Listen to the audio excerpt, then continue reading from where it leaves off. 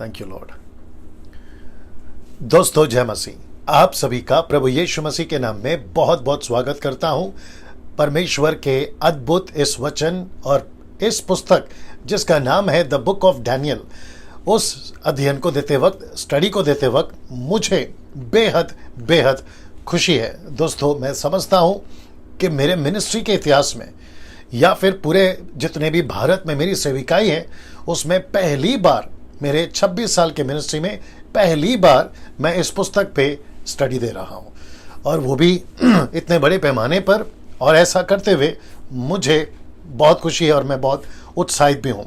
आशा करता हूँ कि आप लोग भी वहीं से, जहाँ से आप देख रहे हैं, आप जिस किसी भी कंट्री से या जिस किसी भी स्टेट से या राज्य से भारत के, आप सभी का बहुत बहुत स्वागत है इस अद्भुत स्टडी के ऊपर। चलिए दोस्तों, जल्दी से आप लोग अपनी उपस्थिति दर्ज कराएं। आप कहाँ से देख रहे हैं, आप कौन से कंट्री से देख रहे हैं, कौन से राज्य से देख रहे हैं, सब नीचे टाइप करते चले जाएं, जिसके कारण मुझे जब मैं चेक करता हूं तो मुझे एहसास हो, पता हो आप लोग कहाँ कहाँ से देखते हैं। दोस्तों 2-3 चीज़ें जल्दी से बता देता हूं। आवाज़ ठीक है तो नीचे टाइप करके बताएं, अगर विजुअल अभी तक क्लियर दिख रहा है वो टाइप करके बताएं, और आप कहाँ से देख रहे हैं वो टाइप करके बताएं। जी मुझे स्क्रीन दिखा दो एक बार। जी या वंडरफुल। चलिए, मेरे स्क्रीन पे, मतलब मेरे जो मोबाइल है उस पर सब कुछ ठीक दिख रहा है। आपको अगर ठीक दिख रहा है तो मैं यहाँ से आगे बढ़ना चाहूँगा। चलिए दोस्तों, जितने यूट्यूब के मेंबर्स हैं, सब्सक्राइबर्स हैं, आपका भी बहुत बहुत स्वागत करता हूँ। आप कम से कम, मैं समझता हूँ कि 85,000 प्लस आप जो सब्सक्राइबर्स, या 86 हो गया मैं समझता हूँ, आप सभी का मैं बहुत स्वागत करता हूँ। आप जहाँ से भी देख रहे हैं आप सभी का बहुत बहुत स्वागत है। भारत के कुछ राज्य हैं जहाँ से लोग मुझे देखते हैं, मेरे जहन में जितनी याद है मैं उतना नाम ले लेता हूँ। मुंबई से लोग देखते हैं, पूना से, नागपुर से, गुजरात से, पंजाब से, छत्तीसगढ़ से, झारखंड से, रांची से, क्या कहते हैं, बांग्लादेश से, कलकत्ता से, और हिमाचल प्रदेश से काफ़ी लोग मुझे देख रहे हैं, हिमाचल प्रदेश से, और साथ ही साथ में नेपाल से, पाकिस्तान से, और भारत के बाहर जो अदर कंट्रीज़ है या इंटरनेशनल कंट्रीज़ है, यूके, लंदन और बेल्जियम से भी कुछ लोग जुड़ गए हैं। इटली से लोग मुझे देखते हैं, अरब कंट्री से लोग मुझे देखते हैं, इजराइल से जो हिंदी भाषा जानते हैं वो मुझे देखते हैं, साउथ अफ्रीका से लोग मुझे देखते हैं। आप सभी का मैं बहुत बहुत स्वागत करता हूं।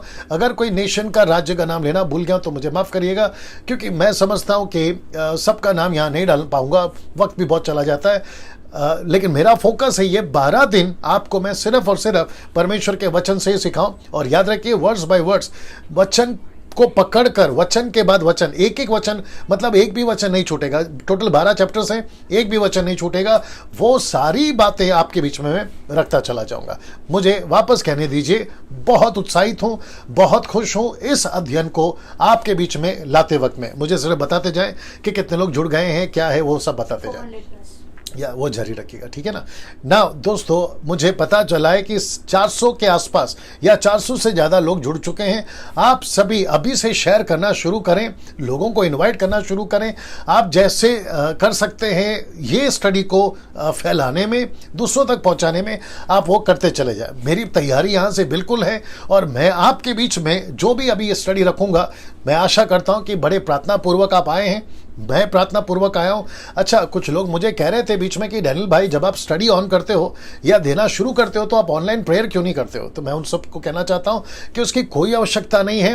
प्रार्थना कर कर ही हम सब कुछ शुरू करते हैं, और फिर मुझे ऐसा लगता है कि वो दिखावा हो जाता है, तो जो कि मैं करना नहीं चाहता हूँ। मैं अपना प्रार्थना कर चुका हूँ, हमारी टीम यहाँ प्रार्थना कर चुकी है, आप लोग अपना प्रार्थना करके आए हुए होंगे और प्रार्थना पूर्वक बैठे होंगे, तो मैं समझता हूँ कि उसके ऊपर इतना तवज्जो नहीं देना चाहिए। परमेश्वर जानता है। हम सीधे वचन से चलेंगे, और यहाँ से मैं देना शुरू करूँगा। यूट्यूब, फेसबुक, आप जितने भी लोग हैं बड़े ध्यान से सुनिएगा। मैं वापस कहता हूँ, अद्भुत शिक्षा है, अद्भुत स्टडी है। लगातार 12 दिन मेरे साथ बने रहे। ठीक रात को 8 से 9 1 घंटे का रखूंगा। अगर 5-10 मिनट ज़्यादा होते तो कोई दिक्कत नहीं है, आप लोग भी जानते हैं पवित्र आत्मा चलाता है, ठीक है ना। 10 दिन लगातार आपको जुड़ना है, एक भी चैप्टर मिस नहीं करना। और जो लोग कनेक्ट हो जाते हैं तो वापस पीछे मत जाइए। मेरे जितने मित्र हैं स्वागत है, मेरे जितने शत्रु हैं आपका भी स्वागत है।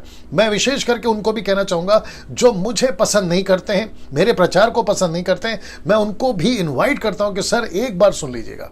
आप लोग एक बार सुन लीजिएगा, आपको मैं डंके की चोट पे बोलता हूं, आपका आत्मिक जीवन, आपकी स्पिरिचुअल लाइफ बदल जाएगी।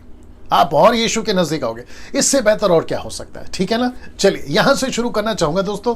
मुझे वापस से बता दे जाए कितने लोग जुड़ रहे हैं, क्या हो रहा है जी। 550 लोग जुड़ गए हैं। मैं उन सभी को कहना चाहता हूं कि सर आखिर तक बने रहिएगा, अद्भुत चीजें आपके बीच में रखने जा रहा हूं ना। चलिए दोस्तों यहां से हम शुरू करेंगे। जैसे ये आप पूरा देख लीजिए एक बार, 6 जुलाई टू 17 जुलाई हम स्टार्ट कर चुके हैं। आज का ये पहला दिन है।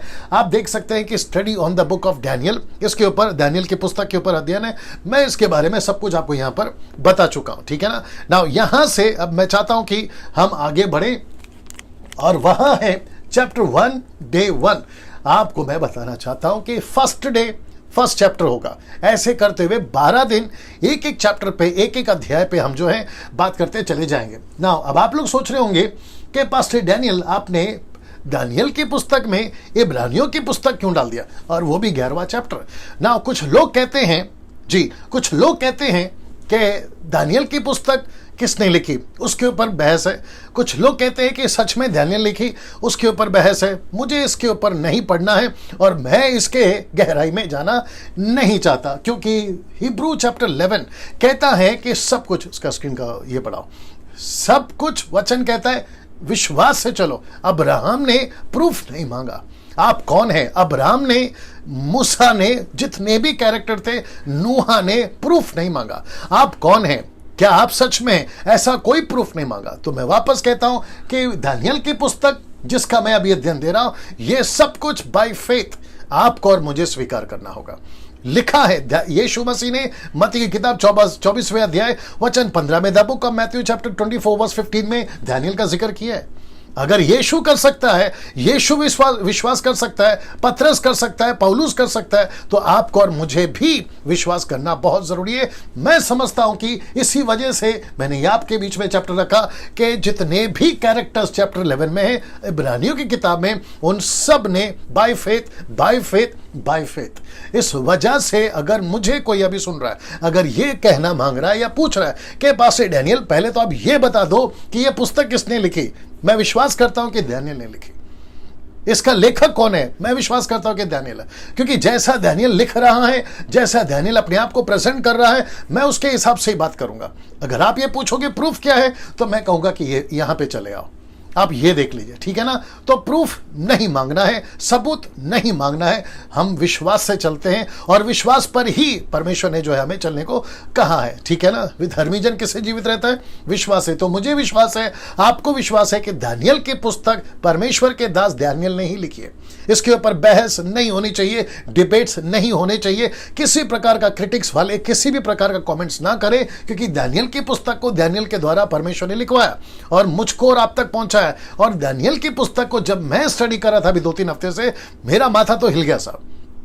और मुझे यकीन है कि आप जब सुनोगे लगातार 12 दिन, आपका भी माथा जरूर हिलेगा। आप यीशु के नजदीक आओगे। बहुत कुछ सीखने लायक है दानियल की किताब से, मैं आपको सच बता रहा हूं। और वो सारी चीजों को मैं आपके बीच में रखते चले जाऊंगा, सब स्टडी के साथ में, कॉन्टेक्स्ट के साथ में, स्क्रिप्चर को स्टडी करते हुए सारी चीजें आपके बीच में रखूंगा ना। दोस्तों सबसे पहले मैं चाहता हूं कि यहां पे कुछ आ रहा है, आप उसको देख लीजिएगा। इब्राहिम है, यूसुफ है, मूसा है। अब आप बोलोगे डैनियल भाई आपने ये क्यों दिखा दिया? आपको पता होगा कि बाइबल की पूरी घटना अगर हम ज्यादातर देखें, ऑफकोर्स नूहा रहा, लेकिन नूहा की चर्चा या नूहा का जिक्र उतना नहीं है जितना कि यहां से शुरू होता है। पूरी की पूरी कौम को अलग कर दिया। कौम का नाम है Israel, the nation of Israel, उसको अलग कर दिया और यहां से लेके चला परमेश्वर। तो अब्राहम के द्वारा परमेश्वर ने कहा तुझे प्रतिज्ञा का देश दूंगा। मैं आपके बीच में थोड़ा सा क्या कहते हैं ना, बैकग्राउंड रख रहा हूं ताकि आपको मैं दानियल से जोड़ सकूं, मैं वहां पर लेकर आऊंगा। सो अब्राहम के द्वारा परमेश्वर लेकर चला और अब्राहम के द्वारा पृथ्वी पे इज़राइल जो है, राष्ट्र जो है, वो फैलने लगा।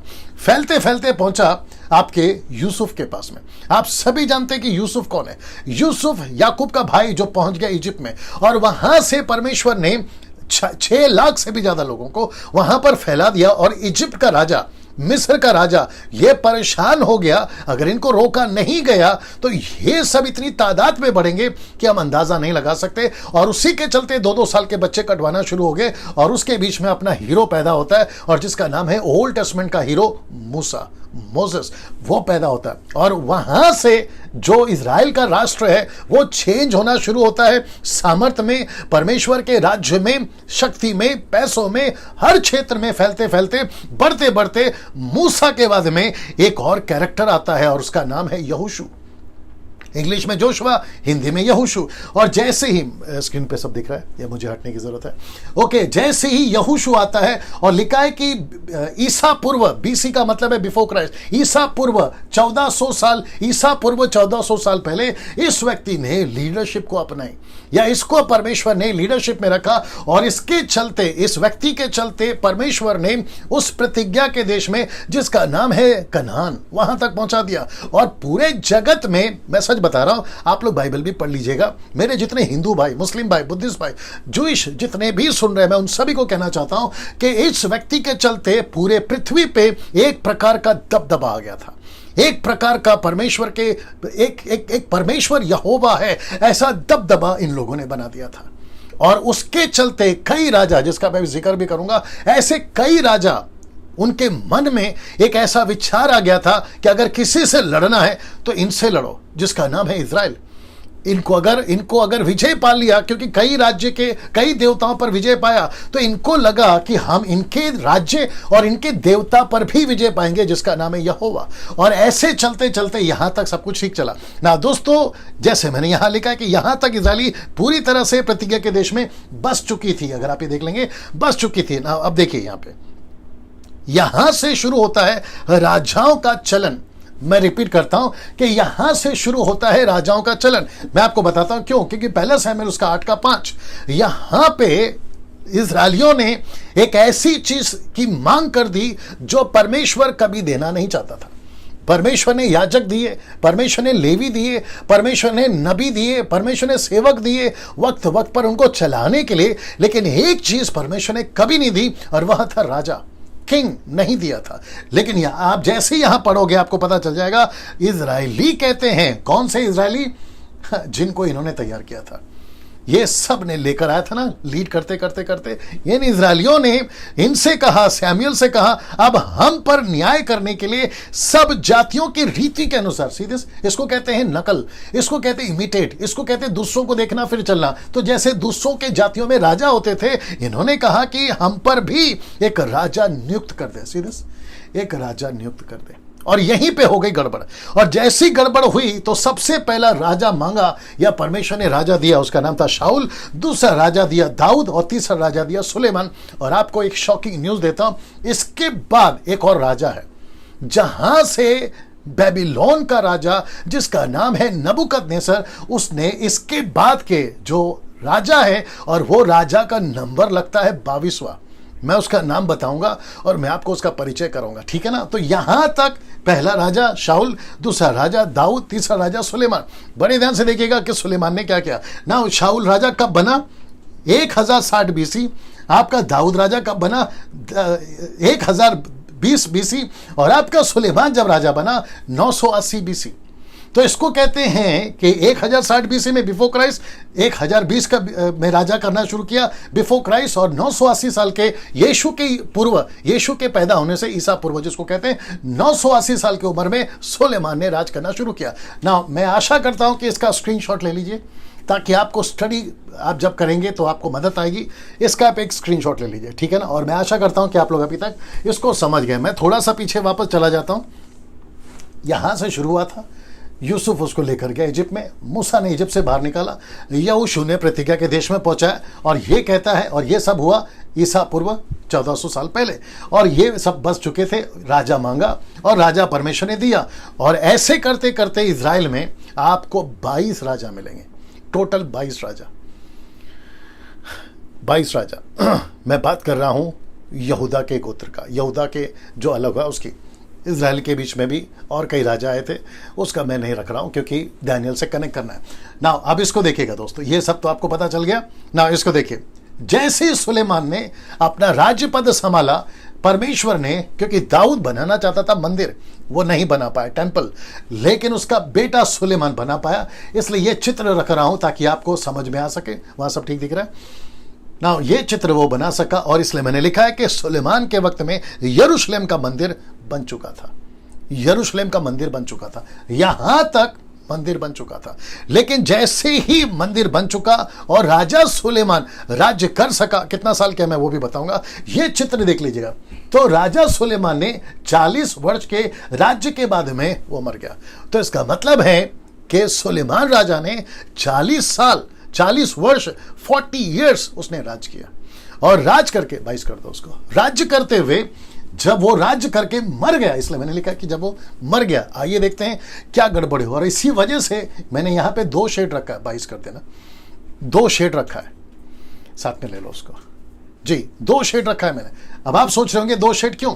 ताकि मैं आपको समझा सकूं कि इसके बाद से, राजा सुलेमान के बाद से, इजराइल 2 भागों में बट गया। जी दोस्तों, 2 भागों में बट गया। और जैसे ही वो बट गया, नाम क्या है? एक है इजराइल और दूसरा है यहूदा। एक है इजराइल और दूसरा है यहूदा। और उसके चलते यह हुआ कि यहां जब 2 ग्रुप बट गए, आप देख लीजिए क्या होगा ना। जैसे ही 2 ग्रुप बटा, ईसा पूर्व, दैट मीन बीसी 722, यानी कि 722 बीसी में, ईसा पूर्व में आते आते इजरायली यहूदा में बहुत से अन्य जाति मूर्ति पूजक लोग आने लगे, क्योंकि यहूदी, वो अन्य जाति जो मूर्ति पूजा करते थे, वो यहूदी बन गए। और उसके चलते ऐसा हुआ कि इजराइल के अंदर, उसका परिणाम यह हुआ कि इजराइलियों में मूर्ति पूजा शुरू हो गए। तो मूर्ति पूजा ना, अभी मुझे नहीं पता कौन कौन देख रहा है, कौन कौन सुन रहा है, मूर्ति पूजा परमेश्वर को कतई भी पसंद नहीं है। और उसके चलते जब मूर्ति पूजा परमेश्वर को पसंद नहीं है, परमेश्वर वहां से हटने लगा। आप सभी जानते हैं, ओल्ड टेस्टमेंट हो या न्यू टेस्टमेंट हो, आप सभी जानते हैं कि परमेश्वर को सबसे ज्यादा नफरत अगर है तो वो है मूर्ति पूजा। वो चाहे लकड़ी का हो, पत्थर का हो, पेड़ का हो, चांद का हो, तारों का हो, फूल का हो, किस इंसान का हो, किसी की भी मूर्ति पूजा, आइडल वर्शिप परमेश्वर को कतई पसंद नहीं।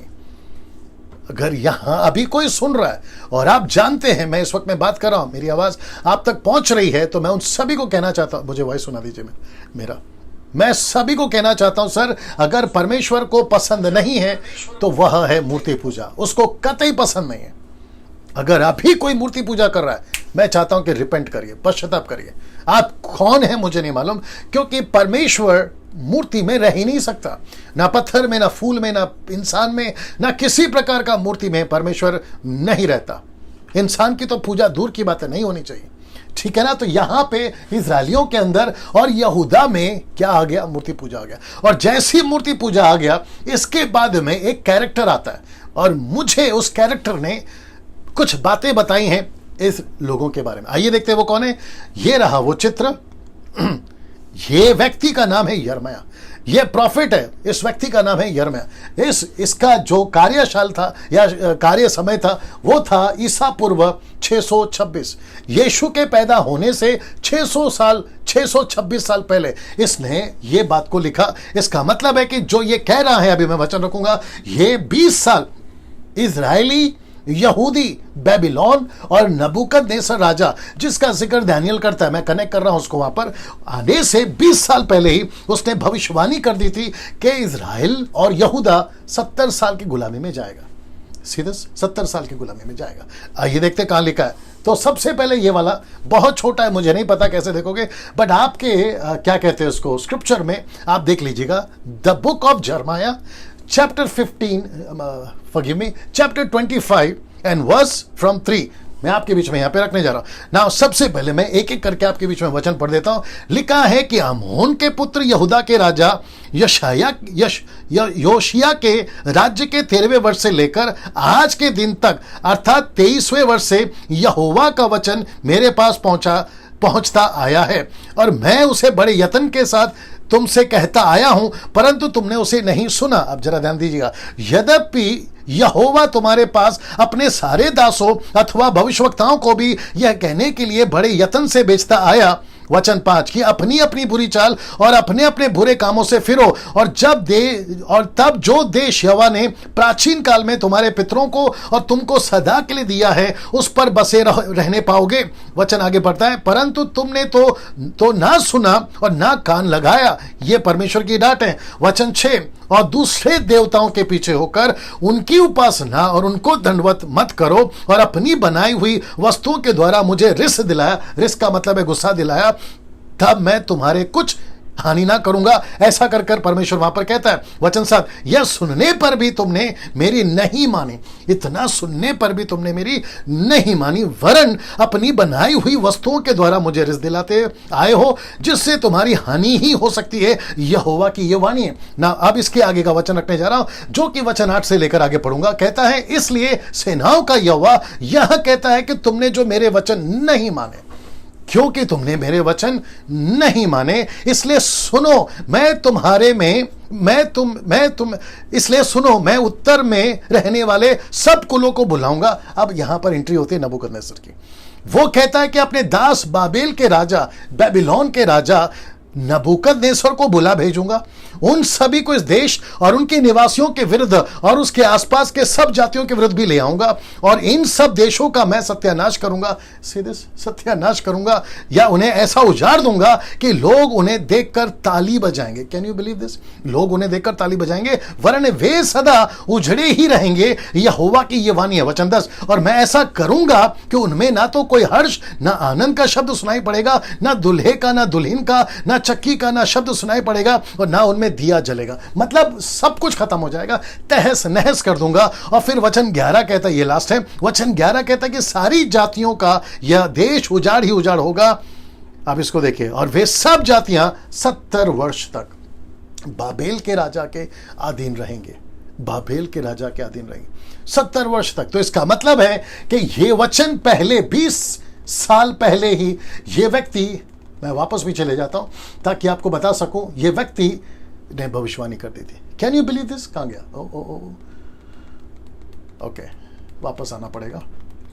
ओके, 20 साल पहले ही इस व्यक्ति ने, कहां गया? हाँ, 20 साल पहले इस व्यक्ति ने यह भविष्यवाणी कर दी थी। अब सोच के देखिए ना, कुछ लोग कहते हैं, राहुल आर्या जैसे लोग, जाकिर नाइक जैसे लोग और न जाने कितने सारे लोग कहते हैं कि इनकी बाइबल करप्ट है। अब कैसे उनको समझाएं कि परमेश्वर का वचन कितना सटीक है, कब क्या होगा, कौन से स्थिति में क्या होगा, एक एक चीज का प्रूफ है यहां पर दिया। इसलिए मैंने पहले कहा था, ये इब्रानियों की किताब 11 अध्याय, मैं आपके बीच में कोई प्रूफ नहीं रखूंगा। क्यों? क्योंकि हमको विश्वास है कि परमेश्वर के वचन में किसी प्रकार का मिलावट नहीं है। ये लोग गड़बड़ी करते क्यों पता है?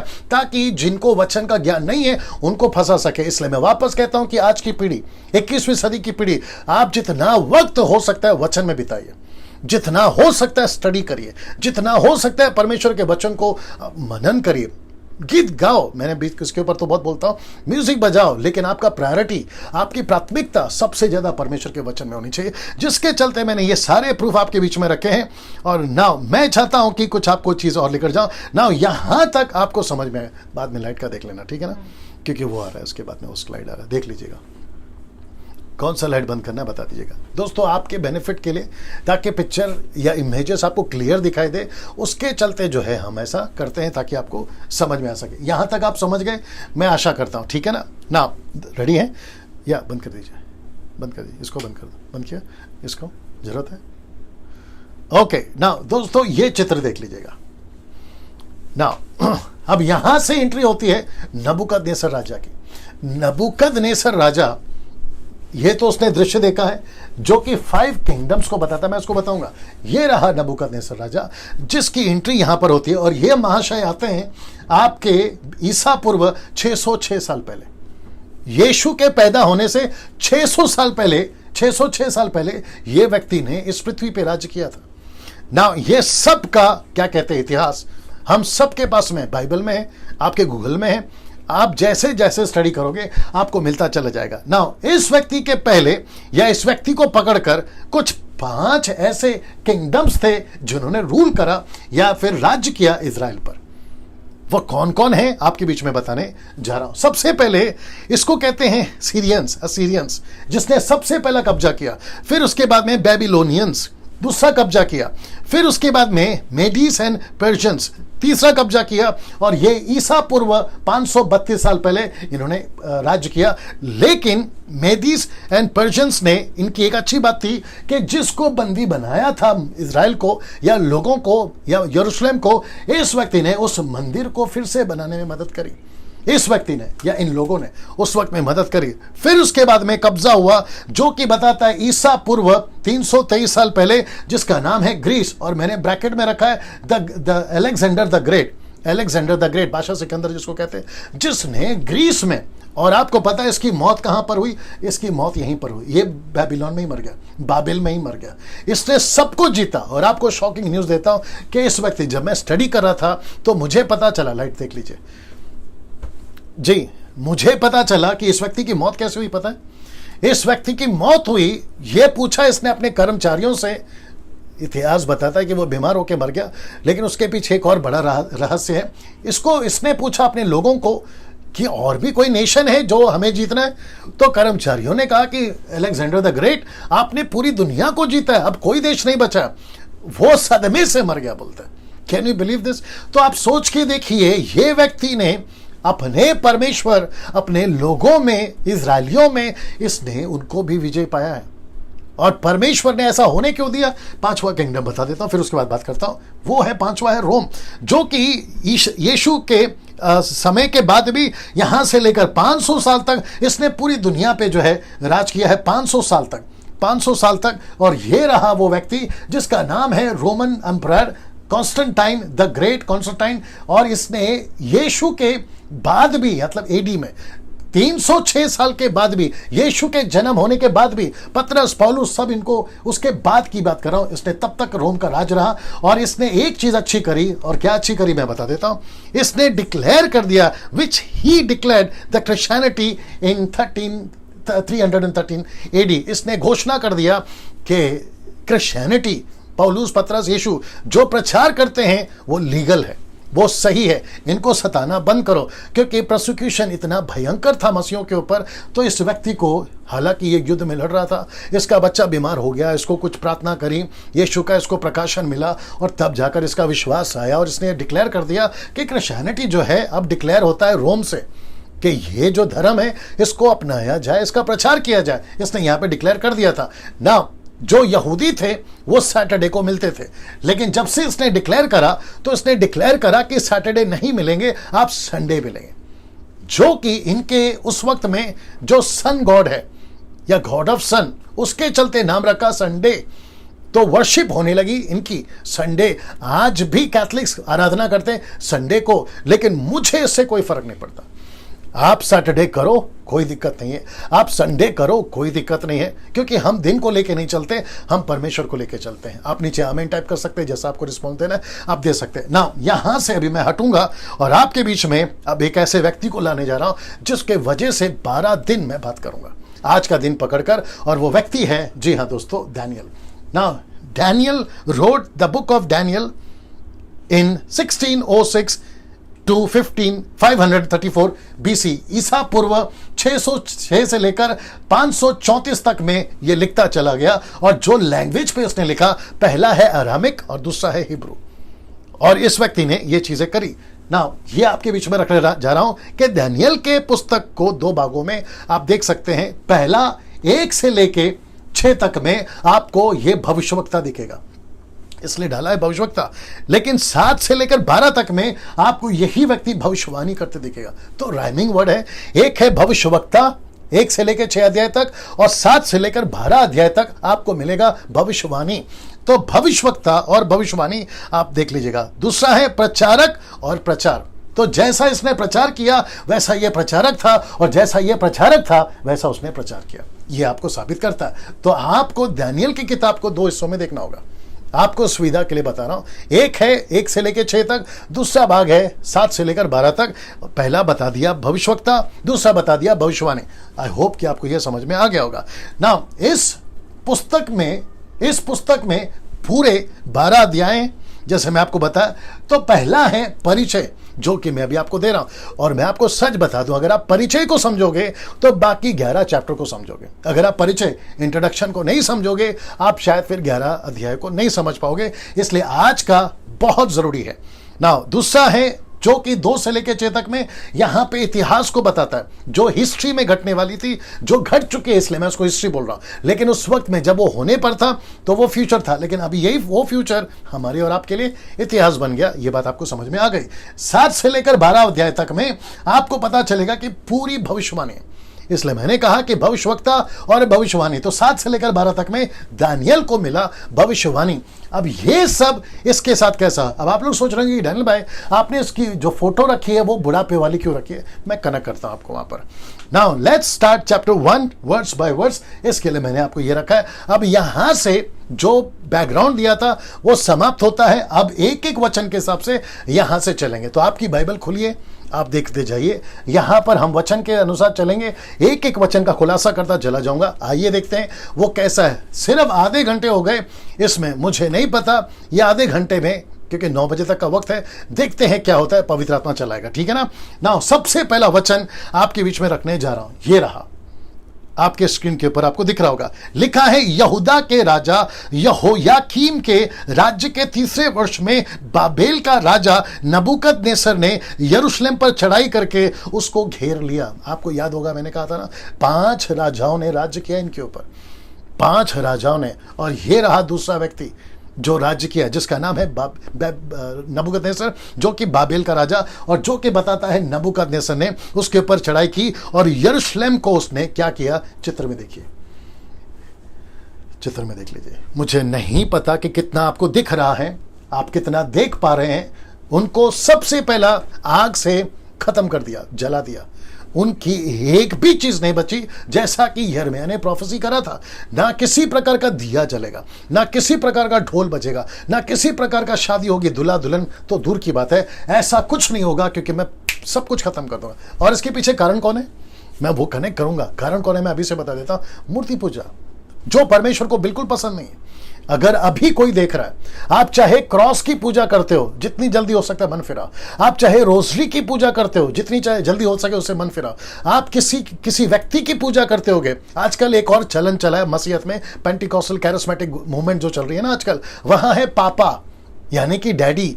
मेरे पापा मेरे पास्टर मेरे पापा है, मेरे पास्टर मेरे डैडी है। वो भी मूर्ति पूजा है दोस्त, वो भी मूर्ति पूजा है। हाँ, अब आप सोच के देखिए, यीशु ने साफ मना किया है, इस पृथ्वी पे किसी को परमेश्वर को छोड़ किसी को पिता नहीं बुलाना। Don't call a father except one. Yeshu परमेश्वर को छोड़ किसी को पिता नहीं बुलाना। ये यीशु मसीह ने हिदायत दी है, यीशु ने साफ कहा। मुझे नहीं पता कि लोगों के अंदर डर क्यों नहीं है परमेश्वर के वचन के प्रति, और ऐसी हरकतें फिर उनके साथ में भी होती है। मैं बहुत चीजें कनेक्ट करूंगा आज, बहुत सी सारी चीजें। ये आंकड़ा दिखाते रहना, यही है। ओके, नाउ कम से कम 1200 लोग अभी देख रहे हैं, 1200 लोग देख रहे हैं। उन सभियों का मैं फिर से स्वागत करता हूं। सर, जितना हो सकता है शेयर करते जाइए, आपको जैसा ठीक लगता है। शायद मेरे कुछ शत्रु भी होंगे, आपका भी स्वागत है। मित्र तो हैं ही, आपका स्वागत है। यूट्यूब वालों, आप जितना इसको फैला सकते हैं फैलाइएगा, क्योंकि ये बातें परमेश्वर आज आपको दे रहा है। भारत के इतिहास में या मसीहत के इतिहास में, मेरी मिनिस्ट्री के 26 साल के इतिहास में पहली बार ऐसी स्टडी आपके बीच में लेकर आया। और मैं चाहता हूं कि जब तक यीशु नहीं आता और जब तक यीशु का द्वितीय आगमन नहीं होता या रैप्चर नहीं होता, तब तक ये शिक्षाएं चलती रहे, लोग एजुकेट होते रहें और अपने जीवन को प्रभु के पास में लाते रहें। एक और चित्र दिखा देता हूं, ये देखिए। ये मदद मिलेगी आपको समझने में कि कैसा युद्ध हुआ होगा। ये कौन लोग हैं? ये नबूकदनेस्सर हैं। ये कौन लोग हैं? ये मूर्ति पूजा के लोग हैं। कैसे विजय पा सकते हैं जीवित परमेश्वर के लोगों के ऊपर? अब परमेश्वर है ही नहीं तो फिर चींटों की तरह मसले ही जाएंगे ना। अगर परमेश्वर होता तो इनकी हिम्मत होती उनको हाथ लगाने के लिए। कुछ लोग कहते हैं मेरे घर में कर्जा है, मेरे घर में गरीबी है, मेरे घर में प्रॉब्लम है। क्यों है? परमेश्वर चला गया इसलिए है। आप ऐसा कौन सा काम कर दिए कि परमेश्वर चला गया, या परमेश्वर ने आपके ऊपर से अपना हाथ उठा लिया? उसको जरा जांचिए। उसको जरा जांचिए, है ना, बहुत जरूरी है। मैं बहुत सारी चीजें कनेक्ट करता जाऊंगा। एक और चित्र दिखा देता हूं, ये है नबूकदनेस्सर राजा, जो कि पिक्चर में मुझे मिला है, हूबहू ऐसा है, इसकी कोई गारंटी नहीं देता, लेकिन समझाने के लिए, ठीक है ना। अब ये जो व्यक्ति है, इस व्यक्ति ने उस राजा को, ये राजा एक बेबीलोन का, दूसरा राजा एक यहूदा का, उसको कैद किया, क्योंकि तीसरा राजा इन दोनों के बीच में नहीं है। अगर वो होता, यानी कि परमेश्वर, ये राजा कभी उसको विजय नहीं पा पाता। लेकिन क्योंकि राजा यहोयाकीम, आइए इसके बारे में वचन, तो खैर आप रेडी हैं इन वचनों के साथ? नहीं ना, ये वाला ये ओपन है, ओके ना। मुझे नहीं पता कि कितना पढ़ पाएंगे, बट मैं समझता हूं कि 2 किंग चैप्टर 23, 36 और 37 निकाल के रख लीजिए, ठीक है। रेडी है ना। राजा यहोयाकीम, ये 22वां राजा है।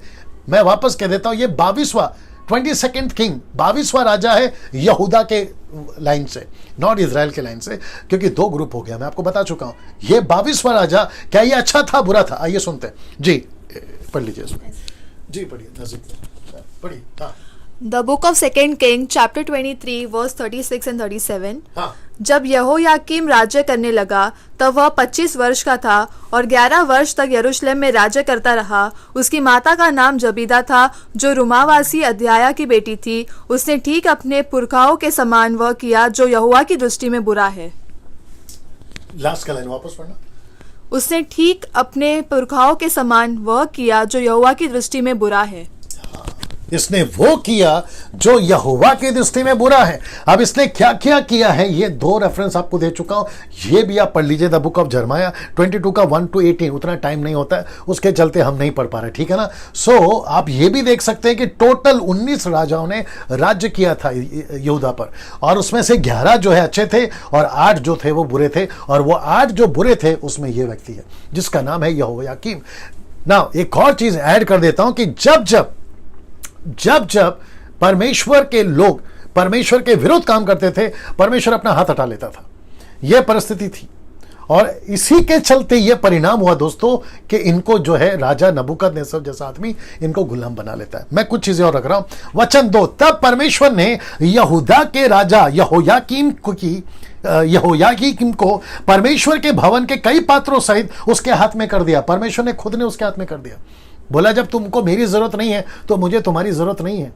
जब तुम मेरी नहीं सुनते तो मैं तुम्हारी क्यों सुनूंगा। और यिर्मयाह साफ बोल चुका है कि तुमको मैं उजाड़ दूंगा। तुम पर तो लोग तालियां बजाएंगे, तुम पर जो लोग हैं ना तालियां बजाएंगे कि कैसा था और कैसा उजाड़ हो गया। ये परमेश्वर ने पूरा करा 20 साल के बाद में, जो कि मैं आपको बता चुका हूं। तब परमेश्वर ने यहूदा के राजा यहोयाकीम को परमेश्वर के भवन के कई पात्रों सहित उसके हाथ में कर दिया ना। इसको देखिए, और उसने उन पात्रों को शिनार देश में अपने देवता के मंदिर में ले जाकर अपने देवता के भंडार में रखा। किसने? राजा नबूकदनेस्सर ने। क्या किया, मैं चित्र दिखा रहा हूं। परमेश्वर के जितने भी पात्र थे, पवित्र पात्र, इसका कनेक्शन मैं 5वें अध्याय से करूंगा। क्या किया इनके साथ में, मैं 5वें अध्याय पे जब आऊंगा तो बताऊंगा। साथ ही साथ ऐसे जितने भी स्टिक्स होते थे, 7 कैंडल स्टिक जिसको बोलते हैं, या फिर जो भी मंदिर में होता था पवित्र वस्तु, इन सबको आप देख रहे हैं, ये भी देख लीजिए। इन सबको उठाकर वे कहां पर लेकर गए? लिखा है कि परमेश्वर, माफ करिए, नबूकदनेस्सर राजा के देवता के मंदिर में ले जाकर रखा। अब आप सोच के देखिए कि परमेश्वर को एक तरफ गुस्सा है।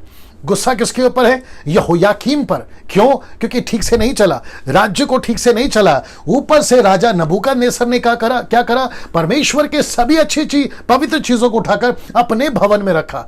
अब मैं इसका कनेक्शन 5वें अध्याय पे जब आऊंगा तो करूंगा, लेकिन फिलहाल आगे बढ़ते हैं यहां से। और इसी के चलते 70 वर्ष की गुलामी इजरायलियों को मिली। 70 साल की गुलामी में चले गए। अब आप सोच के देखिए, एक छोटी सी गलती परमेश्वर से दूर, एक छोटी सी गलती परमेश्वर को आज्ञा ना मानने के चलते, मूर्ति पूजा करने के चलते 70 साल की गुलामी मिल गई इनको। अब इससे हम क्या सीख सकते हैं? परमेश्वर कल आज युगानुयुग एक सा है। मैं प्रचार कर चुका हूं, जिसको मैं समझता हूं कि 2,90,000 लोग यूट्यूब पर उस वीडियो को देख चुके हैं कि 4 कारणों से कोरोना वायरस परमेश्वर की ओर से मैंने प्रचार किया था, और कुछ लोगों को यह बात हजम नहीं हुई। तो फिर आपको यह कैसे हजम होगा? इनकी खुद की गलती, इसलिए डाल दिया। इनकी खुद की गलती के या लापरवाही के कारण इनको यह गुलामी मिली। और आपको राजा याद होगा ना, राजा का मांग किया था ना सैमुएल के पास में, कहा था कि हमको भी राजा दो, तो लो राजा दिया, और ऐसा राजा दिया कि उनको गुलामी में लेके चले गए। अब आप सोच के देखिए, 70 साल की गुलामी। ना अब यहां से एंट्री होती है डैनियल की, ना केवल डैनियल की, उसके 3 दोस्तों की भी। ये देख लीजिएगा, सब ठीक है, कमेंट्स वगैरह सब ठीक है। ओके, ना मैं वापस आता हूं कि यहां पर एंट्री होती है डैनियल की। दोस्तों मेरे साथ में बने रहे, वक्त का बिल्कुल भी परेशान मत होइएगा, कुछ चीजें आपके बीच में आ रही हैं। क्या क्या है आइए देखते हैं। मैं वापस कहता हूं कि अब डैनियल की एंट्री यहां से हो गए। ये रहा डैनियल, सब ठीक है स्क्रीन के ऊपर। एक है डैनियल और दूसरा है हनन्याह और तीसरा है मिशाइल और चौथा है अजरिया। ये नाम ओरिजिनल है और ये नाम है यहूदा या यहूदी के समाज के हिसाब से, जो परमेश्वर के लोगों ने, उनके माता पिता ने यह नाम रखा। फिर आप कहोगे कि डैनियल भाई शद्रक मेशक अबेदनगो का क्या? मैं उसको कनेक्ट करूंगा, ओरिजिनल नाम ये है। आइए आपको कुछ बताता हूं। इन चारों को, बड़े ध्यान से सुनना, इन चारों को यह एहसास हो गया था। क्या एहसास हो गया था? कि अब इनकी जिंदगी आसान नहीं होगी, इनकी जिंदगी आसान नहीं होगी। इनके साथ में क्या क्या एहसास हो गया था मैं बताता हूं। इनको सबसे पहला एहसास हो गया था कि इनका खाना बदल जाएगा। और आपको पता है कि परमेश्वर ने क्या खाना है यहूदियों को, इस्राएलियों को, और क्या नहीं खाना है। इसकी बड़ी साफ हिदायत मूसा के द्वारा दी थी कि क्या क्या नहीं खाना है। और दानियेल जैसा आदमी या लड़का, उसको एहसास हो गया था कि यहां पे अब इनका जो कल्चर है उसको अपनाना पड़ेगा, इनका खाना अपनाना पड़ेगा, और साथ ही साथ इनका नाम तक बदल जाएगा। Can you believe this? इनका नाम बदलने जा रहा है। मैं बताऊंगा आपका नाम क्या बदलेगा। इनका कल्चर बदल जाएगा, क्योंकि ये यहूदी से बेबीलोनियंस हो जाएंगे, मतलब बाबील के लोग हो जाएंगे। ये इनको एहसास हो गया था। इनकी यहूदी रीति रिवाज बदलेगी। इनको यह एहसास हो गया था कब? जैसे ही दानियेल को बंदी बना दिया गया था।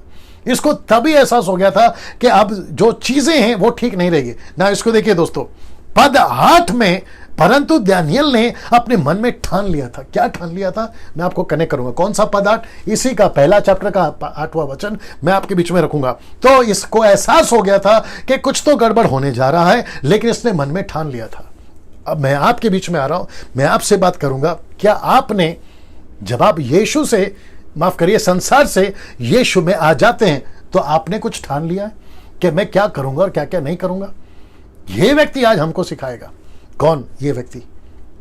ये कहता है कि मैं जैसे ही गुलाम हो गया, देख रहे हैं, मैं जैसा ही गुलाम हो गया, मुझे एहसास हो गया मेरा नाम बदलेगा, मुझे एहसास हो गया मेरा खाना बदलेगा, मुझे एहसास हो गया मेरा कल्चर बदलेगा। ये देखिए, मुझे एहसास हो गया मेरा जो समाज है, मेरा जो रहन सहन है वो बदलेगा। लेकिन इसकी खूबसूरत लाइन क्या अच्छी लगी मालूम है? इसने ठान लिया था। क्या ठाना था? मैं कनेक्ट करूंगा। वैसे ही आपको भी ठानना है।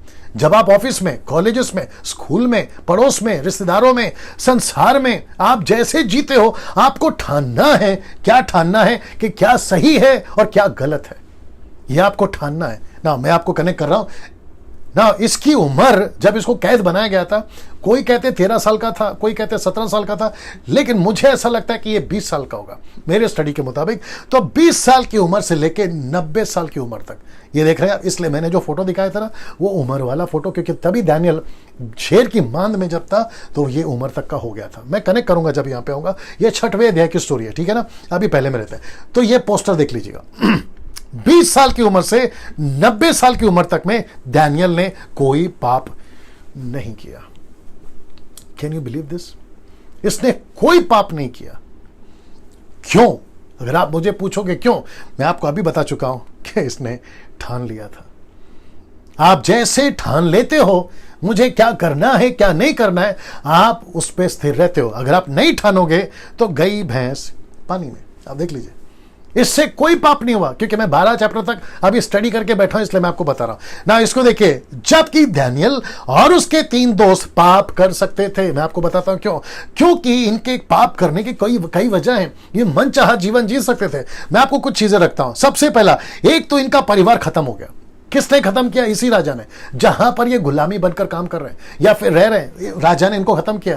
तो इनको गुस्सा आ सकता था। गुस्सा क्यों आ सकता था? दूसरा, परमेश्वर के प्रति नफरत आ सकती थी कि परमेश्वर आपने रोका क्यों नहीं। आपने नबूकदनेस्सर राजा को या उसके राज्य को हम पर आक्रमण होने से पहले रोका क्यों नहीं? जैसे मूसा के टाइम पे रोका, यहोशू के टाइम पे रोका, सुलेमान राजा के टाइम पे रोका, गिदोन के टाइम पे रोका, आपका सैमसन के टाइम पे रोका, और ना जाने कितने 22 राजा के टाइम पे रोका। तो आपने इस राजा को क्यों नहीं रोका? इनको गुस्सा आना वाजिब था। लेकिन आपको पता है, ये चीजों को जानते थे। दानियल जानता था कि ये मुसीबत हम पर पड़ी है ना, हमारे खुद के लोगों की वजह से पड़ी है, इसलिए इसने ऐसा कोई काम नहीं किया जो परमेश्वर की नजर में गलत हो। जबकि मैं कह रहा हूं कि इनको वजह थी, मन चाहा जीवन जी सकते थे। मैं कनेक्ट कर रहा हूं। वचन 3, तब उस राजा ने अपने खोजों के प्रधान, जो कि एक यूनक कहते हैं उसको, आप लोग समझते होंगे यूनक का मतलब क्या है, ठीक है ना? एक यूनक ने, जिसका नाम है अश्पनज, को आज्ञा दी कि इजरायली राजपुत्रों, और फिर लिखता है प्रतिष्ठित पुरुषों में से ऐसे कई जवानों को। तो दानियल कौन था? राजपुत्रों में से एक पुत्र था। ये रॉयल फैमिली से आता था, जिसके माता पिता एजुकेटेड थे, जिसके माता पिता पैसे वाले थे।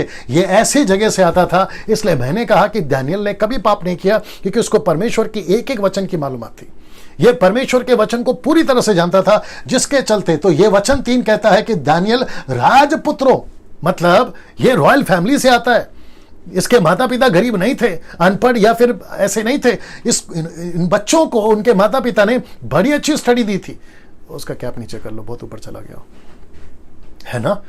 सो बहुत जरूरी है कि हम बातों को समझें। यह वचन बताता है कि दानियल ने 20 साल की उम्र से, जब से गुलाम हुआ, 90 साल की उम्र तक में इसने कभी कोई पाप नहीं किया, क्योंकि ये ऐसे फैमिली से आता था ना। इसको देखिए दोस्तों, पद 4, वचन 4, जो निर्दोष, सुंदर और सब प्रकार की बुद्धि में निपुण और ज्ञान में निपुण और विद्वान और राजभवन में हाजिर रहने के योग्य हो, ऐसों को लेकर आओ। तो दानियल और उसके 3 दोस्त उसमें थे, नहीं तो वो क्यों चुनकर लाते? अब सोच के देखिए, बड़े ध्यान से समझना, सोच के देखिए कि परमेश्वर इन लोगों को वहां रखता है। राजा नबूकदनेस्सर जाता है और सेलेक्टेड लोगों को लेकर आता है, जवानों को, मैं आपको बताऊंगा क्यों, और उनको लाकर वो कहता है कि इनको अच्छा ट्रेन करो। कैसे ट्रेन करो? जो बुद्धि में परिपूर्ण हो, विद्वान हो और राजभवन में मेरे सामने खड़े रहने के योग्य हो, ऐसों को तैयार करो। और परमेश्वर उसमें से दानियल और 3 लोगों को, यानी कि दोस्तों को लेकर आता है, जो दानियल के साथ में थे। फिर कहता है कि उन्हें कसदियों के शास्त्र और भाषा की शिक्षा दी जाए,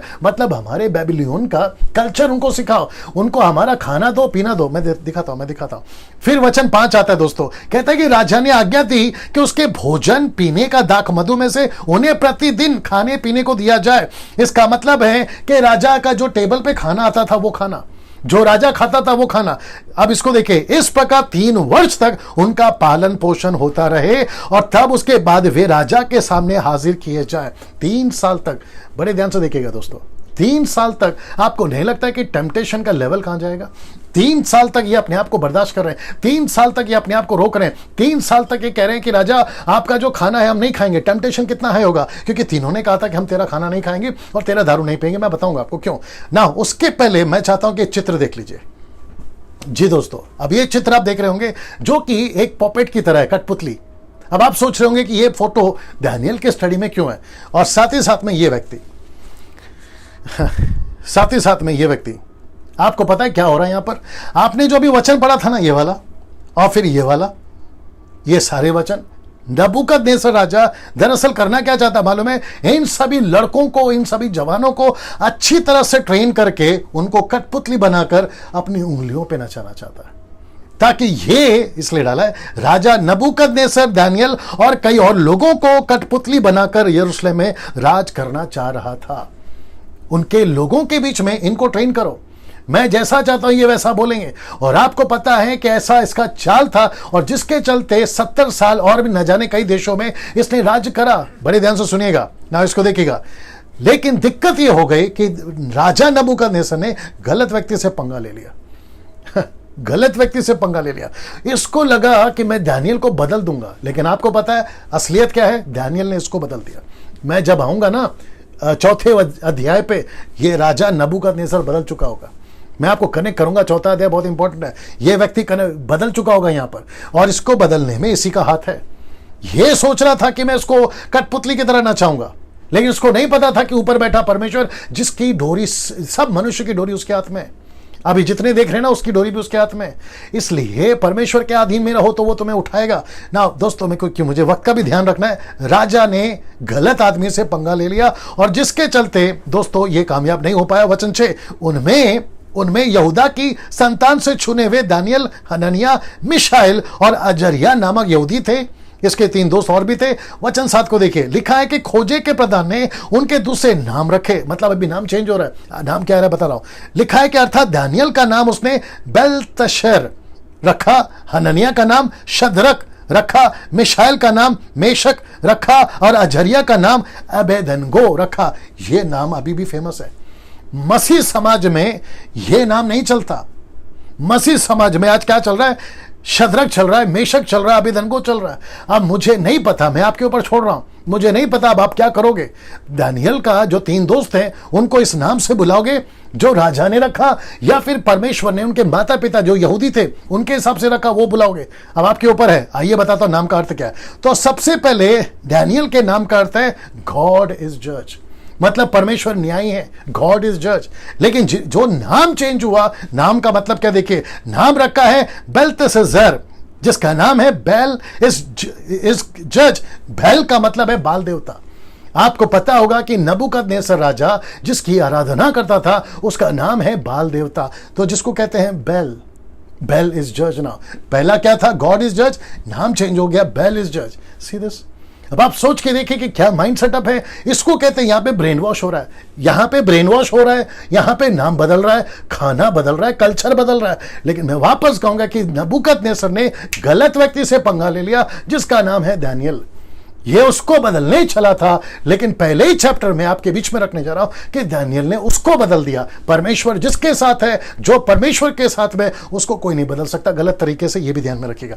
फिर दूसरा व्यक्ति आता है जो दूसरा दोस्त है, 3 दोस्तों में से पहला दोस्त लिखा है हनन्याह, जिसका मतलब है लॉर्ड इज ग्रेशियस।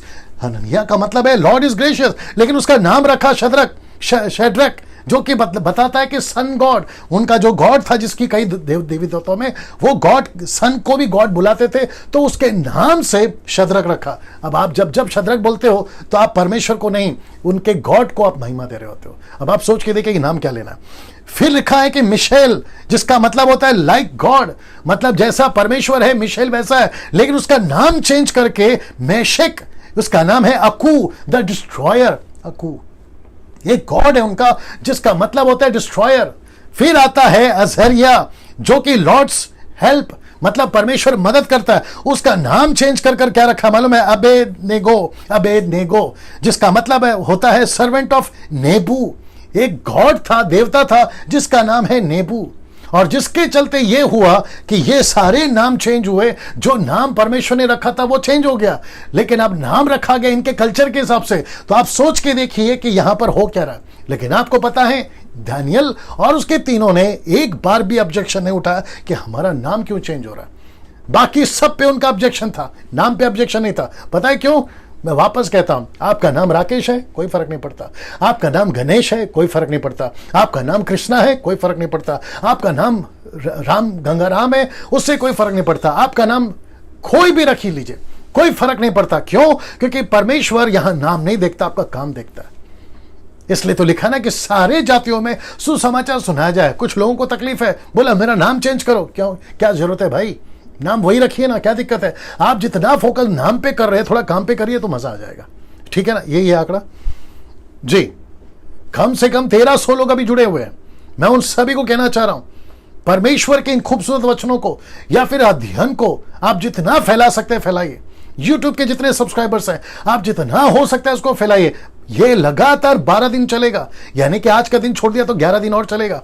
ये सारी चीजें आपको समझ में आ गई, आशा करता हूं ना। वक्त को भी ध्यान में रखना है। वचन 8, इसमें टोटल 20 अध्याय हैं, माफ करिए आयतें हैं, या वचन 21, ओके 21 क्या कहते हैं वचन है, उसको बीच में आपको बताकर समाप्त करूंगा। परंतु दानियल ने अपने मन में ठान लिया था, मैंने कहा ना, दानियल ने अपने मन में ठान लिया था। क्या ठान लिया था? ये देखिए कि वह राजा का भोजन खाकर उसका दाख मधु स्वीकार पीकर स्वयं को अपवित्र ना होने देगा। मतलब राजा का खाना और राजा का दारू पिएगा नहीं, उसने बिल्कुल साफ मना कर दिया। अब इसकी हिम्मत देखिए सर, इसकी हिम्मत देखिए, यह कहता है कि राजा का बनाया हुआ खाना नहीं खाएंगे, जबकि गुलाम है। और ऐसा गुलामी में है जहां पूरी दुनिया पे इसका दबदबा चलता है, किसका? राजा नबूकदनेस्सर का। उस व्यक्ति को कह रहा है कि तेरा खाना नहीं खाएंगे। इनका और लड़के की उम्र कितनी है? 20 साल। 20 साल का लड़का, इनकी स्टडी कितनी मजबूत होगी, इनका बाइबल स्टडी कितना मजबूत होगा, इनका प्रेयर लाइफ कितना मजबूत होगा, इनका परमेश्वर के साथ में रिश्ता कितना मजबूत होगा, आप देखिएगा। और इनके 3 दोस्तों का तो और भी मजा है। जब मैं तीसरे चैप्टर पे आऊंगा ना, इनका तो और भी मजा है। कैसे चैलेंज दिया राजा को, मैं आपको तीसरे अध्याय में जब बताऊंगा तो बताऊंगा। इसको देख लीजिएगा। जो कि इसलिए उसने खोजों के प्रधान से विनती की कि उसे अपवित्र ना होने दे। मतलब जो खोजा था ना यूनक, उसको कहते हैं कि तेरा खाना खा के हम अपवित्र नहीं होंगे। मतलब खोजा ने पूछा होगा, इसका मतलब क्या है? बोला हम ये खाना नहीं खाते, आप जो खिला रहे हो, दारू पिला रहे हो, हम ये नहीं करते। बोला क्यों? बोला हमारे परमेश्वर को पसंद नहीं है। तो यहां पे भी ये अपने परमेश्वर की नाम की बड़ाई कर रहे हैं। आपके स्कूल में, कॉलेजेस में, ऑफिस में, रिलेटिव्स में आप परमेश्वर का नाम लेने को डरते हैं।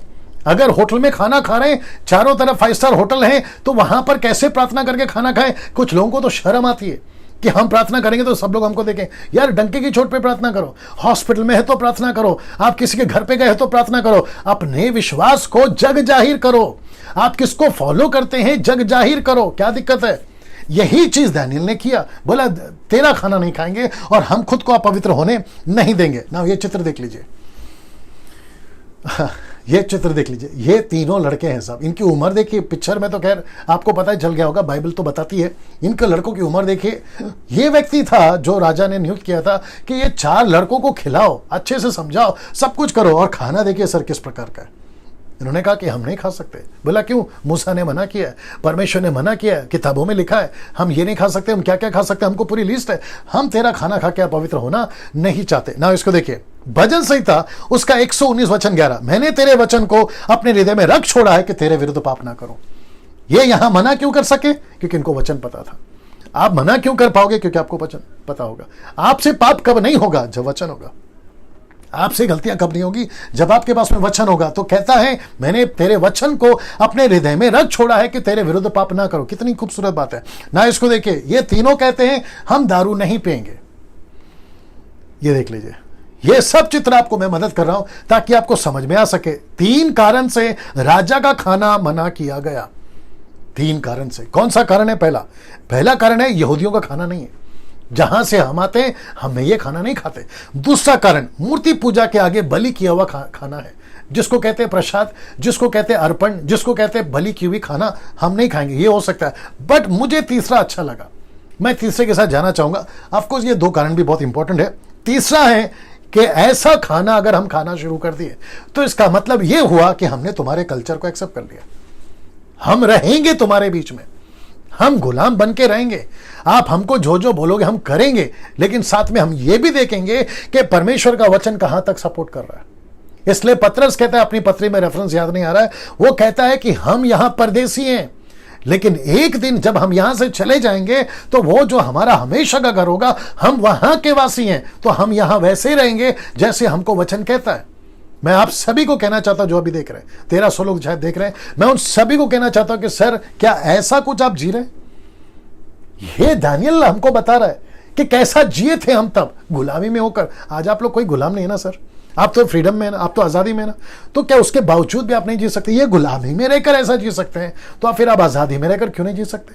ये बात हमको सीखने को मिलती है ना। इन जवानी में भी इस लेवल की अंडरस्टैंडिंग, मेरा प्रश्न है आज कहां है ऐसी अंडरस्टैंडिंग? आज कहां है ऐसी अंडरस्टैंडिंग? आप सोच के देखिए, इस लेवल पे ऐसी understanding. Can you believe this? इस लेवल की अंडरस्टैंडिंग। अब आप सोच के देखिए, कितना अद्भुत विश्वास, कितनी अद्भुत अंडरस्टैंडिंग, और क्या वचन का नॉलेज लेकर चल रहे होंगे। आप सोच के देखिए, ये राजा का खाना खाकर और शराब पीकर मस्त में रह सकते थे। मैं वापस कहता हूं, मस्त में रह सकते थे, लेकिन देखो क्या चुनाव किया। क्या चुनाव किया देखिए। कुछ सेकंड रख रहा हूं उसको मैं, आप देख लीजिएगा इसको। जी दोस्तों, क्या चुनाव किया देखिए। इन्होंने कहा कि हम तुम्हारे बीच में रहेंगे, लेकिन ऐसा कोई चीज नहीं करेंगे जो परमेश्वर को दुख पहुंचाता है, जो परमेश्वर के वचन के खिलाफ है। मैं वापस कहता हूं सभी यूथ को, ये भी 20 साल के लड़के हैं, वो सभियों को। आप जब सोसाइटी में घूमते हो, शॉपिंग मॉल में जाते हो, फ्रेंड सर्कल में जाते हो, आपको कैसे जीना है इससे हम लोग सीख सकते हैं। इस लड़के से, इन 4 लड़कों से सीख सकते हैं ना। वचन 9, परमेश्वर ने खोजे के प्रधान के मन में, ये कितना अद्भुत है। देखिए, गुलामी में होकर भी परमेश्वर यहां काम कर रहा है। बीच में मुझे किसी ने पूछा था, क्या परमेश्वर जब हम गलती करते तो हमें छोड़ देता है? जी नहीं, परमेश्वर रहता है ताकि आपको लीड करे। परमेश्वर आपके अंदर रहता है, आपको लीड करे। यहां परमेश्वर अभी भी है। यहूदा को उसने नहीं छोड़ा, यरूशलेम को उसने नहीं छोड़ा, इज़राइल को उसने नहीं छोड़ा। यह बात बताती है कि खोजों के प्रधान के मन में, देख लीजिएगा, दानियल के प्रति कृपा और दया भर दी। और वचन कहता है, नीति वचन उसका 16 का 7 में देखिए क्या लिखा है, जब किसी का चाल चलन यहोवा को भावता है तब वह उसके शत्रुओं का भी उससे मेल करा देता है। Can you believe this? इसका मतलब क्या हुआ मालूम है? आप परमेश्वर का आदर करो, परमेश्वर आपका आदर करेगा। मतलब जो लोग आज आपका विरोध कर रहे हैं, आपका चाल चलन ऐसा हो इस वचन के अनुसार, परमेश्वर कहता है कि मैं तेरे शत्रुओं को तेरा दोस्त बना दूंगा। क्या अद्भुत बात है! जो तेरे विरोध में है मैं उनको तेरा दोस्त बना दूंगा। यह परमेश्वर का वचन है ना। अब इसको देखिए दोस्तों, दानियल और उसके 3 दोस्तों का 10 दिन का चैलेंज। आइए देखते क्या चैलेंज है। और चैलेंज क्या है? दानियल का खाना और राजा का खाना। दानियल ने क्या रखा और राजा ने क्या रखा, उसका चैलेंज है। पद 10 कहता है, क्या कहता है देखिए, और खोजों के प्रधान ने दानियल से कहा, मैं अपने स्वामी राजा से डरता हूं। उसने कहा, मुझे डर लगता है मेरे राजा से। क्यों? क्योंकि तुम्हारा खाना पीना उसी ने ठहरा। तुमको क्या खाना है क्या पीना है राजा ने तय किया है। किसके लिए? दानियल और उसके 3 दोस्तों के लिए। फिर कहता है, कहीं ऐसा ना हो कि वह तेरा मुंह तेरे संगी जवानों से उतरा हुआ और उदास देखे तो मेरा सिर राजा के सामने जोखिम में डालो। मतलब तो मेरा सर तुम राजा के सामने क्यों कटवा दो? इसलिए मैं जैसा कह रहा हूं वैसा खाओ। अब आता है दानियल चैलेंज लेकर। आइए देखते क्या। तब दानियल ने उस मुखिए से कहा जिसको खोजा के प्रधान ने दानियल, हनन्याह, मिशाएल, अजर्या के ऊपर देखभाल करने के लिए नियुक्त किया था, कहा। क्या कहा? वचन 12 कहता है, मैं तुझसे विनती करता हूं, अपने दासों को 10 दिन तक जांच और हमारे खाने के लिए साग पात, वेजिटेबल, साग पात और पीने के लिए पानी ही दिया जाए। अब देखो इसको, फिर 10 दिन के बाद हमारे मुंह जो जवान राजा का भोजन खाते हैं उनके मुंह को देख और जैसा तुझे देख पड़े उसके अनुसार अपने दासों से व्यवहार कर। यह चैलेंज दानियल ने दिया। बोला 10 दिन आप इंतजार करिए। दोस्तों 9 बज गए, क्या करें? देखते हैं क्या होता है। ठीक है ना, मेरे साथ बने रहे। दानियल कहता है कि 10 दिन का टाइम ले लीजिए, हमको आप पत्ता खिलाइए, हमको आप वेजिटेबल खिलाइए, पानी पिलाइए, लेकिन राजा का जो जवान लड़के खाना खा रहे ना हमारे ही टेबल पे बैठ के, 10 दिन के बाद उनका चेहरा हमारा चेहरा। आइए रिपोर्ट देखते क्या है। उनकी ये विनती उसने मान ली। किसने मान ली? उस व्यक्ति ने। क्यों मानी? क्योंकि परमेश्वर ने उसके मन में काम किया था, इसलिए उसने उसको स्वीकार कर लिया। 10 दिन तक उनको जांचता रहा। ठीक 10 दिन तक उनको जांचता रहा। 10 दिन के बाद रिपोर्ट देखिए। 10 दिन के बाद, वचन 15, 10 दिन के बाद उनके मुंह राजा के भोजन के खाने वाले सब जवानों से अधिक अच्छे और चिकने देख पड़े। Can you believe this? See this? मतलब जो व्यक्ति राजा का खाना खा रहे थे उनका चेहरा दानियल का जो चेहरा है ना उससे कम है, लेकिन दानियल का चेहरा घट रहा है। इसलिए एक फोटो मिला है जो कि आपको थोड़ा सा मदद करेगा। ये रहा दानियल, जो चमक रहा था उस वक्त में, चिकना था, अच्छा था, किसी प्रकार का कोई, क्या कहते हैं ना, वीकनेस नहीं दिख रहा। ऐसा 10 दिन के बाद में। तो ये चैलेंज दानियल ने एक्सेप्ट किया और वहां के लोगों को बताया कि देखो अगर तुम ऐसा करोगे 10 दिन के बाद में, और आपको पता है परिणाम क्या हुआ। आप इसको देखिए। तब वह मुखिया उनका भोजन, उनके पीने के लिए ठहराया हुआ दाख मधु दोनों को छोड़कर उनको साग पात ही देने लगा। सीधे उनको वही खाना देने लगा। इसका मतलब है कि 3 साल तक, मैं वापस कहता हूं 3 साल बड़ी उम्र, बड़ा लंबा समय होता है। इसको टेम्पटेशन आ सकता था, यार एक बार तो मटन खा लेते हैं, यार एक बार तो दारू पी लेते हैं, यार एक बार तो है ना राजा का खाना चख लेते हैं, क्या फर्क पड़ता है। 3 साल तक ये यही खाते रहे। Can you believe this? इसको कहते हैं फॉर्म डिसीजन, इसको कहते हैं ठान लेना, इसको कहते हैं अपने निर्णय पे मजबूत रहना। अभी कुछ लोग कहते हैं मैं 5 साल अच्छा चला बाद में गिर गया, 2 साल अच्छा चला बाद में गिर गया, मैं प्रार्थना 2 घंटा करा बाद में नहीं कर सका, मैं बाइबल पढ़ सका बाद में नहीं कर सका। अगर ऐसा होता रहेगा तो फिर इनसे क्या सीखेंगे? ये व्यक्ति आज हमको सिखा रहा है। मुझे थोड़ा टाइम और दीजिए। वचन 16 पे आ गए हम लोग, है ना। ना वचन 17 क्या कहता है देखिए, और परमेश्वर ने उन चारों जवानों को, अब देखिए सब शास्त्रों, किसने, परमेश्वर ने उन चारों जवानों को सब शास्त्रों और सब प्रकार की विधाओं और बुद्धिमान और प्रवीणता दी। किसने दी? परमेश्वर ने। और दानियल सब प्रकार के दर्शन और स्वप्न का अर्थ का ज्ञानी हो गया। Can you believe this? कौन ज्ञानी हो गया? दानियल। किससे? अभी याकूब का किताब, गेट रेडी, याकूब का किताब उसका पहला अध्याय वचन 5 से 17। आइए सुनते क्या लिखा है जी, इस पे पढ़ लेते, फिर मैं समझता 4 वचन और है, उसके बाद में मैं समाप्त करूंगा जी। पर यदि तुम में से किसी को बुद्धि की गति हो तो परमेश्वर से मांगे, जो बिना उलाना दिए सबको उदारता से देता है, और उसको दी जाएगी। जी 70 जी, डायरेक्ट 17 और टिल 17? नहीं 17 तक पढ़ना। ओके 17 पढ़ो, 17 पढ़ो, 17 पढ़ो। क्योंकि हर एक अच्छा वरदान और हर एक उत्तम दान ऊपर ही से है और ज्योतियों के पिता की ओर से मिलता है, जिसमें न तो कोई परिवर्तन हो सकता है और न अदल बदल के कारण उस पर छाया पड़ती है। ओके वापस पढ़ो 17 को। क्योंकि हर एक अच्छा वरदान और हर एक उत्तम दान ऊपर ही से है। बस बस बस उतना काफी है। ऐसा लिखा है दोस्तों कि हर एक दान और उत्तम दान कहां से है? परमेश्वर से है और ऊपर से। तो इनको किसने दिया? परमेश्वर ने दिया। नाउ इस वचन को पढ़कर और ये वचन को पढ़कर आपको ये सीख मिल जाएगी कि आप कितने पढ़े हैं, आप कितने नहीं पढ़े हैं, उससे कोई फर्क नहीं पड़ता। अगर आप यीशु में हैं, मजबूती से चल रहे हैं, सच्चाई से चल रहे हैं, ऐसा ज्ञानवान परमेश्वर आपको बना सकता है। मेरे प्रचार में मैं हमेशा कहता हूं, मेरी क्वालिफिकेशन 5th क्लास तक है, मैं 3 बार उसमें फेल हूं, लेकिन उसके बावजूद 26 साल से देश और विदेश में परमेश्वर मुझे घुमा रहा है, सेवा करा रहा है, और आपके बीच में अभी मैं हूं। और ये सब कहां से आता है? ऊपर से आता है। ये सब परमेश्वर देता है, ये बात हमें पता चल गई। और हमारा सर नीचे नहीं होगा। कब? अगर हम परमेश्वर का सर ऊंचा रखते हैं अविश्वासियों के बीच में। सीधे कितना पावरफुल है ना। इसको देखिए वचन 18, तब जितने दिन के बाद नबूकदनेस्सर राजा ने जवानों के भीतर ले आने की आज्ञा दी थी, उतने दिनों के बीतने पर खोजों का प्रदान उन्हें उनके सामने ले गया। मतलब दानियल को, और जब वो राजा कहता था लाना है, तब वो ले जाते थे। वचन 19 जी। ओके, फिर राजा उनसे बातचीत करने लगा। किनसे? दानियल से और 3 दोस्तों से बातचीत करने लगा। दानियल, हनन्याह, मिशाएल और अजर्या के तुल्य उनमें सब में से कोई ना ठहरा। बाप रे, इसका मतलब है कि कहां से गुलाम बना के लाए थे नहीं मालूम, लेकिन उन सभी में ये 4 लड़के अव्वल दर्जे के निकले। इनकी बातचीत, इनका स्टडी, इनका नॉलेज, इनका दर्शन, इनका स्वप्न का अर्थ बताना सब अव्वल दर्जे का था। ये सब कैसे हो सका? मैं लास्ट में कनेक्ट करूंगा। ये सब कैसे? इसलिए वे राजा के सम्मुख हाजिर रहने लगे।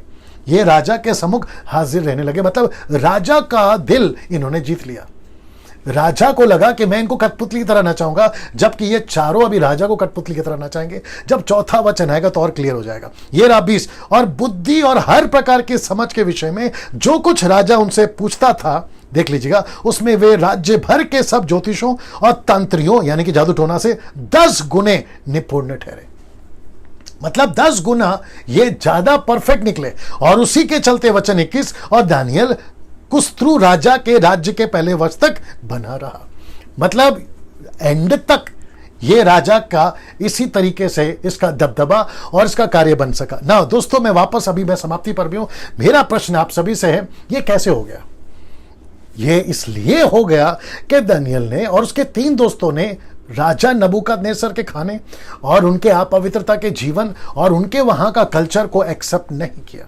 और जिसके चलते, कल्चर से मेरा मतलब है मूर्ति पूजा, एक्सेप्ट नहीं किया, और उसके चलते परमेश्वर ने इनका सर ऊंचा किया। क्या यह चीज आपके साथ होना चाहिए? ऑफ कोर्स होना चाहिए। क्या आपके साथ हो सकता है? हो सकता है। कब हो सकता है? जब आप परमेश्वर का आदर करोगे। पहला शमूएल 2:30 कहता है, 29 और 30 कहता है, जब तुम उसका आदर करोगे तो वो तुम्हारा आदर करेगा। क्या अद्भुत चीज है। और आज तो पहला चैप्टर है, 11 चैप्टर और बाकी है। मैं आप सभी को रिक्वेस्ट करता हूं, मुझे लगता है कि 1400 लोग जुड़ गए थे, 1400 तक लोग जुड़ गए थे। उन सभी को मैं रिक्वेस्ट करता हूं कि कल ठीक 8 बजे, 9:10 हो रहे हैं, मैं अभी समाप्ति पर भी आ गया हूं, ठीक है ना। और मैं चाहता हूं कि कल से लगातार ठीक 8 बजे आप लोग अपना जो है फेसबुक के ऊपर आ जाया करिए, ताकि ठीक 8 बजे, मैं आज 8 के पहले आ गया था, 1-2 मिनट पहले आ गया था। अब इसको खूब शेयर करिए जहां तक कर सकते हैं, व्हाट्सएप पर, यूट्यूब पर, जैसे आपको ठीक लगे, वॉच पार्टी पर, आपके वेबसाइट से, माफ करिए आपका जो वॉल है वहां पे डाल दीजिए, आपका पेज है वहां डाल दीजिएगा, ताकि जो, और इसकी मालूमात अपने सर्कल में भी दीजिएगा, आपके जो चर्चेस हैं, पास्टर्स हैं, उनको इन्वाइट करिए कि ये प्रोग्राम को देख सकें, ताकि अद्भुत चीजें जो हैं अभी भी और आने बाकी है। और मैं आशा करता हूं कि आज का पहला चैप्टर, परिचय चैप्टर, इंट्रोडक्शन चैप्टर, आपने बहुत कुछ सीखा होगा। और मैं आशा करता हूं कि कल दूसरा चैप्टर है, मतलब कल दूसरा चैप्टर का मतलब आप समझ गए होंगे। 5 राज्य की बात हो रही है। वो नबूकदनेस्सर, वो आपका ग्रीस है, वो आपका रोम है, 5वां तो अद्भुत है, और वो 4 प्राणी कौन है, सब कुछ आपके बीच में रखूंगा। कल अद्भुत चैप्टर है, चैप्टर 2, उसको पढ़ के रखिएगा। परमेश्वर आपको बहुत आशीष दे। दोस्तों, कल ठीक 8 बजे इसी डैनियल राज के पेज से आपके बीच में फिर लाइव आऊंगा। प्रभु आपको आशीष दे। कल मुलाकात होगी।